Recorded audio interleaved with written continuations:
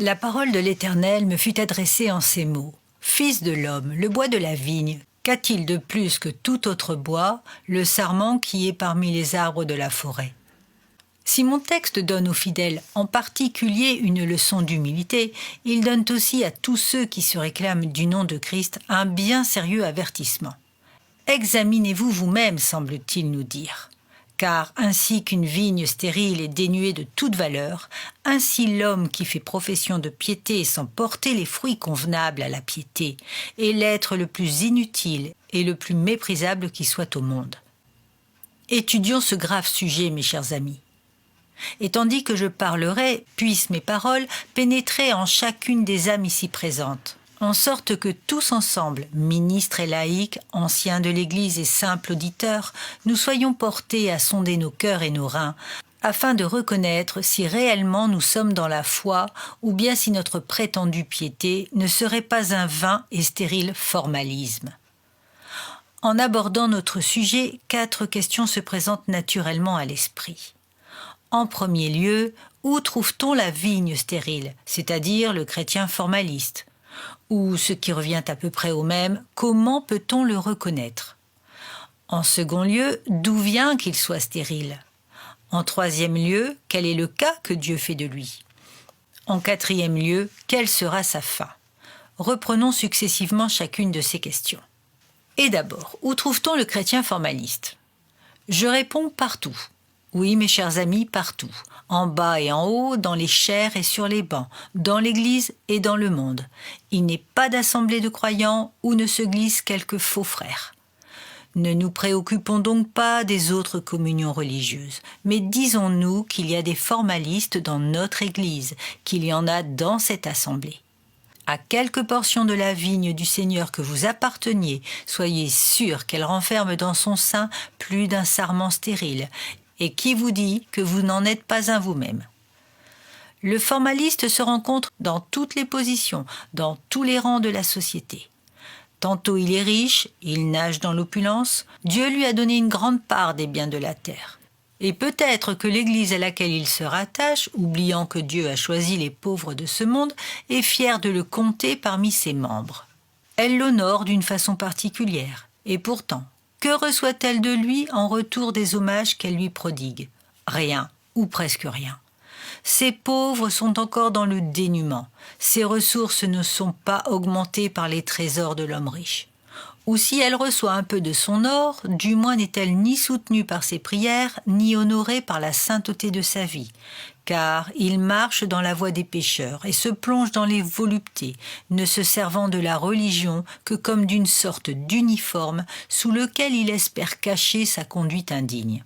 Mais s'il faut souvent aller chercher le formaliste parmi les riches, il se trouve souvent aussi parmi les pauvres. Combien de personnes appartenant à la classe indigente qui se sont jointes à telle ou telle église et qui ont reçu de la part des fidèles l'accueil le plus cordial. On se félicitait de voir la pauvreté et la grâce se donner la main. On se réjouissait à la pensée que la piété allait embellir la cabane du pauvre et faire de son humble demeure une demeure de paix. Mais hélas, bientôt on a découvert que ce pauvre se dégradait lui-même en s'adonnant à ses habitudes vicieuses et déshonorait son Dieu en se conduisant d'une manière indigne de sa profession. Il était buveur, jureur ou paresseux, en sorte que bien loin d'être un membre utile de l'Église, il était pour elle un fardeau et un opprobre. Tantôt l'on trouve des formalistes dans ces hommes de grand savoir et de haute intelligence, dans ces théologiens érudits qui mènent pour ainsi dire l'avant-garde de l'armée de Dieu, dont la parole est éloquente et persuasive, dont l'opinion fait loi, qui parlent comme des prophètes et qu'on regarde presque comme inspirés. Ils ont sans nul doute porté des fruits de science, de popularité ou de philanthropie, mais leur cœur n'étant pas droit devant Dieu, leurs œuvres excellentes en elles-mêmes n'ont rien de commun avec la sanctification. C'est pourquoi la fin de ces hommes ne saurait être la vie éternelle. C'est en vain qu'on chercherait en eux les fruits de l'esprit, car ils ne sont point des sarments vivants de ce cep divin duquel seul procède toute vie. Mais si d'une part il y a des formalistes parmi les sages et les intelligents, de l'autre il y en a parmi les petits et les illettrés. Gens modestes et sans prétention, qui parlent peu et dont personne ne parle, ils se glissent régulièrement chaque dimanche dans la maison de Dieu, s'assoient à leur place accoutumée, écoutent le sermon, puis s'en vont, persuadés que par le seul fait de leur présence au culte divin, ils ont rempli leur devoir religieux. En général, ils sont silencieux, réservés, et se plaisent dans l'isolement. Paresseux et égoïstes, ils se replient sur eux-mêmes et ne font rien pour autrui. Vignes stériles, ils occupent inutilement la terre. Et de même qu'il y a des formalistes dans toutes les conditions sociales, de même il y en a dans toutes les conditions spirituelles. C'est ainsi par exemple qu'on peut en trouver parmi ces âmes qui sont toujours à craindre et à douter. Comme le croyant faible est mal affermi, il répète souvent « Hélas, mon cœur tremblant se demande sans cesse « Suis-je au monde ou suis-je au Seigneur ?» Ils expriment constamment la crainte de ne pas aimer Jésus. Et en vérité, ce n'est pas sans raison qu'ils ont des craintes à cet égard, car s'ils ne portent point de fruits, s'ils ne s'étudient point pour affermir leur vocation et leur élection, ils témoignent hautement par là que malgré leur simulacre de religion, ils n'ont aucune part en Christ. Mais d'un autre côté, il faut souvent aller chercher le formaliste parmi ceux qui ne doutent jamais. Aussi haut que qui que ce soit, il dira sans rougir et sans hésiter « Je sais en qui j'ai cru, je sais que je suis chrétien, que d'autres aient des doutes, c'est possible. Quant à moi, je suis certain que mes péchés ne peuvent pas plus me condamner, que ma justice ne saurait me sauver. Quoi qu'il en soit et quoi que je fasse, je suis au Seigneur. » Ah, pauvre âme aveuglée, Dieu veuille dissiper ta funeste illusion et te faire reconnaître que malgré ta confiance, tu ne vaux pas plus que celui qui doute toujours et ne croit jamais.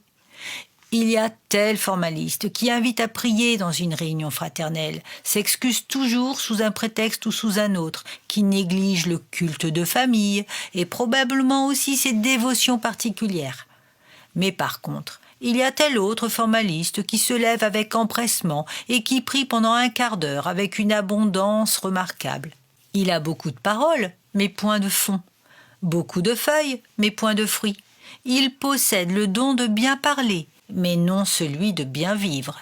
Il s'exprime bien, mais agit mal. Il est pieux dans son langage, mais non dans sa conduite.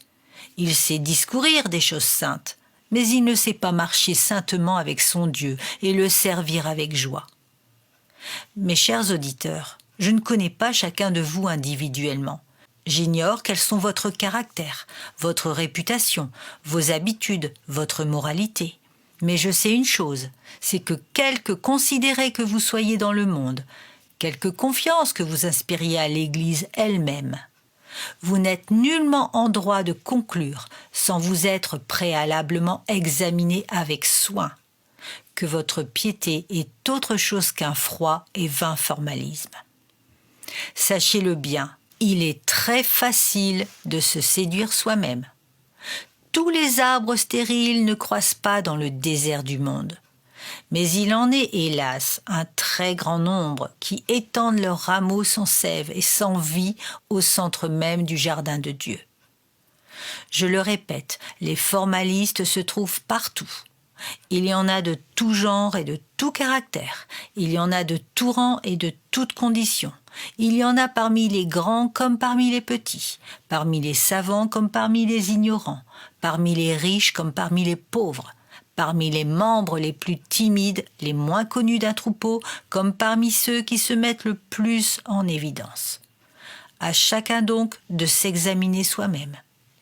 Mais dois-je essayer de vous décrire le formaliste avec plus de détails encore ?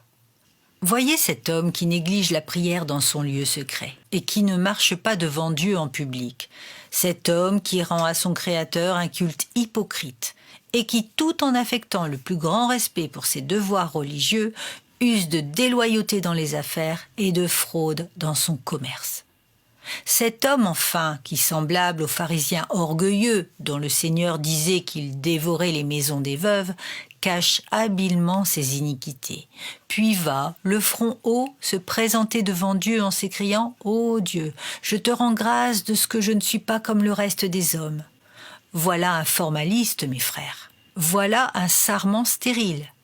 Il fait profession de christianisme, c'est vrai, mais il ne porte aucun fruit qui vienne à maturité. Voyez encore cet homme qui se fait gloire de sa moralité et de son excellence.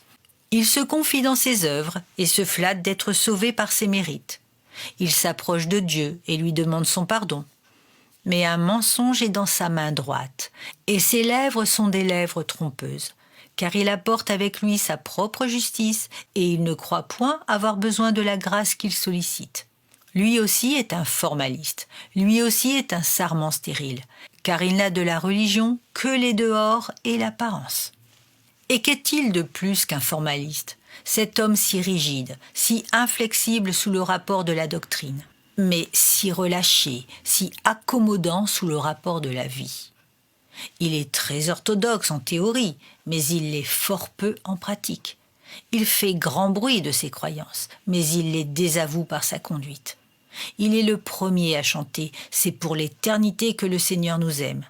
Mais évidemment, il n'a jamais eu de part à l'amour de Christ, puisqu'au lieu d'aimer et de servir son maître, il continue à pécher afin que la grâce abonde.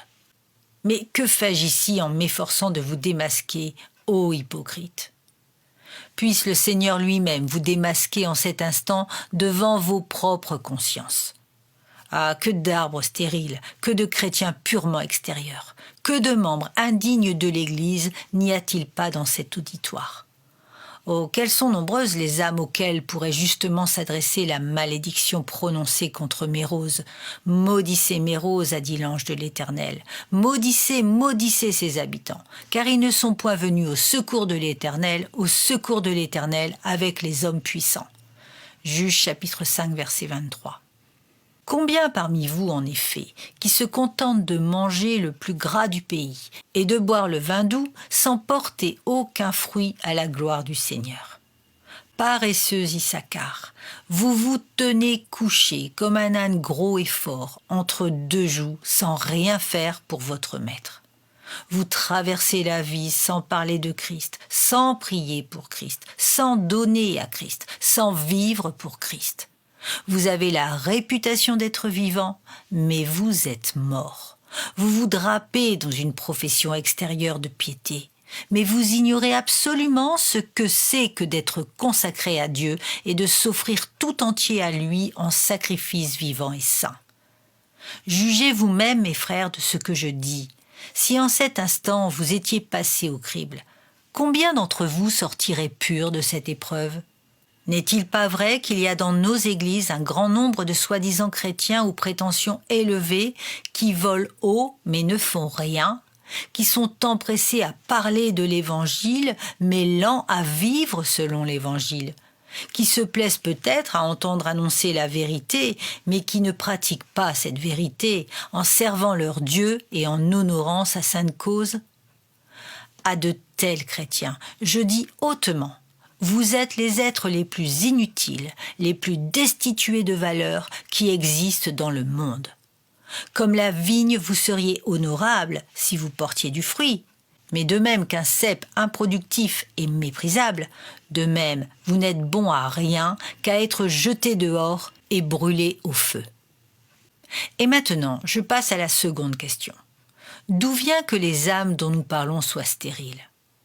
La réponse est bien simple, parce que leur piété n'a point de racine. Oui, il n'est que trop vrai, beaucoup de membres de nos églises n'ont pas la moindre racine en eux-mêmes. Il se peut qu'ils aient de beaux dehors et que de loin leur aspect séduise. Mais encore une fois, les racines leur manquent. Ne vous souvient-il pas de ce jeu de votre enfance, alors que vous cueilliez quelques fleurs et que vous enfonciez leurs tiges dans la terre? Vous appeliez ce parterre improvisé votre jardin. Puis le lendemain, vous courriez le visiter, mais toutes les fleurs étaient fanées et mortes. Ainsi en est-il de beaucoup de prétendus chrétiens. Jolies fleurs mises en terre sans racines, n'ayant aucune adhérence au sol, et par conséquent, ne puisant en lui aucun suc nourricier. Leur piété se flétrit et meurt sans n'avoir porté aucun fruit agréable à Dieu. Tu t'es trop hâté, ô mon frère. Tu as dit à ton pasteur « Je désire être reçu dans l'Église ». Celui-ci t'interroge, s'assure que tu connais la vérité. Tu lui affirmes solennellement que ton cœur est en paix avec Dieu. Alors il te baptise, te reçoit au nombre des enfants de Dieu. Mais hélas, ta vie religieuse n'avait point de racines. Aussi qu'est-il arrivé? Après un temps, elle a séché. Les ardeurs du soleil l'ont brûlée. Ou bien, elle va s'étiolant de jour en jour sans porter aucun fruit. Et comment aurait-il pu en être autrement, puisqu'elle n'avait aucune racine? C'est à la racine, mon frère, que tu aurais dû songer tout d'abord. Puis les branches croîtraient d'elles-mêmes. Mais c'est le contraire que tu as fait. De là provient ta stérilité. Et ici, j'éprouve le besoin de m'adresser tout particulièrement aux jeunes gens de mon troupeau. Le dirai-je, je tremble souvent en pensant à eux, car je crains que dans bien des cas, ils ne prennent pour une véritable conversion ce qui n'est que le résultat de l'entraînement ou d'une excitation passagère. Ils ont peut-être éprouvé pendant un temps un certain travail dans leur conscience. Toutefois, ce travail n'était pas assez profond, assez réel pour être divin. Aussi ne saurait-il durer. Mais alors même que toute trace de piété intérieure s'est évanouie, malheureusement, la profession extérieure reste, et ils se font de cette profession même un oreiller de sécurité. Nous sommes membres de l'Église, se disent-ils. Nous n'avons donc rien à craindre. Avertissez-les solennellement. Insistez sur le devoir de s'examiner soi-même. Vos paroles ne les touchent point. Ils sont baptisés, admis à la scène, ils ont en quelque sorte franchi le Rubicon qui sépare le monde de l'Église. Que leur faut-il de plus? Oh, je ne saurais dire combien je tremble pour ces jeunes âmes. Sans doute, je gémis à cause de l'endurcissement des incrédules, mais je gémis bien plus amèrement encore à cause du fatal aveuglement de ces pauvres cœurs abusés. Car comment espérer parvenir à faire impression sur eux, puisqu'ils se croient dans le meilleur état possible, tandis qu'en réalité, ils sont dans un fiel très amer et dans les liens de l'iniquité. Mes jeunes amis, je ne voudrais décourager aucun de vous d'entrer dans les voies de la piété. Mais voici ce que je vous dis. Examinez-vous vous-même avant de faire profession d'appartenir à Dieu. Je ne voudrais en aucune manière empêcher ceux d'entre vous qui aiment le Seigneur Jésus de confesser franchement leur Maître et de se joindre à l'Église. Mais je vous en supplie, sondez vos cœurs et éprouvez vos reins. Que de personnes qui se sont crues converties sans l'être réellement. Que de milliers d'âmes qui ont ressenti une fois ou l'autre les impressions sérieuses, éprouvé pendant plus ou moins de temps une sorte de changement, un certain malaise intérieur, mais chez qui toutes ces impressions se sont ensuite évanouies comme un songe. Permettez-moi de vous citer un fait qui vient à l'appui de ce que j'avance. Il y a peu de jours, je reçus la visite d'un excellent homme, qui est aujourd'hui, je le crois, un véritable enfant de Dieu, et qui venait me dire qu'il avait été récemment convaincu de péché par le moyen de ma prédication. Il me raconta, en peu de mots, quel avait été son passé religieux. « Je suis né dans la Nouvelle-Angleterre, me dit-il, et fus baptisé dans mon enfance. J'étais encore bien jeune lorsqu'un réveil se manifesta dans mon village natal. C'est à peine s'il y eut un jeune garçon ou une jeune fille qui ne donna pas des signes de conversion. Moi-même, je fus vivement impressionné. Il n'y avait point assurément dans tout le village un cœur aussi endurci que le mien. Toutefois, mon péché me trouva à la fin. Je me souviens que je pleurais abondamment devant Dieu et le priais avec ferveur. J'allai trouver le pasteur, je lui dis que j'étais converti. Je le trompai et fus admis dans l'Église. Peu de temps après, j'étais plongé dans les vices les plus noirs et j'avais renoncé à toute profession de piété.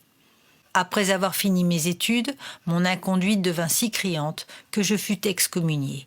Et jusqu'à ces derniers temps, j'ai vécu dans une complète incrédulité, sans avoir une seule pensée pour mes intérêts éternels.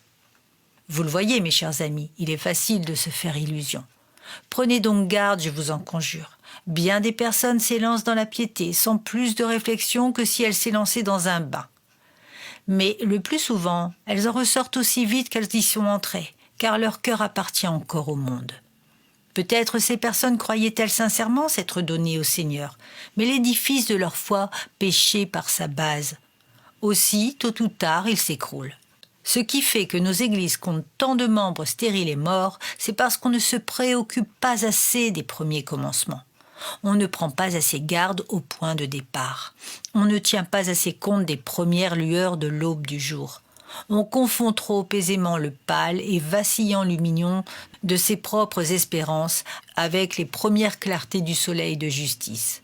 Et parce que la loi a blessé la surface de la conscience, on se figure que la main du Seigneur a porté le coup de mort à l'homme naturel, tandis qu'on est encore complètement étranger à l'œuvre bien autrement puissante, profonde et efficace de l'Esprit de Dieu. Ne nous reposons donc pas trop sur nos expériences, sur nos sensations, sur nos bons désirs eux-mêmes. Ne nous hâtons pas de poser en fait que nous sommes enfants de Dieu sans nous être assurés avec soin que nous avons droit à ce titre. Revenons souvent en arrière et recommençons tout à nouveau notre course. Allons continuellement à Christ en lui disant comme au premier jour « Je viens à tes pieds les mains vides, tout mon espoir est dans ta croix ». Car ne l'oublions pas, mes bien-aimés, toute piété qui n'a pas eu de bon commencement, c'est-à-dire qui a commencé ailleurs qu'au pied de la croix de Christ, ne saurait être que stérile et vaine.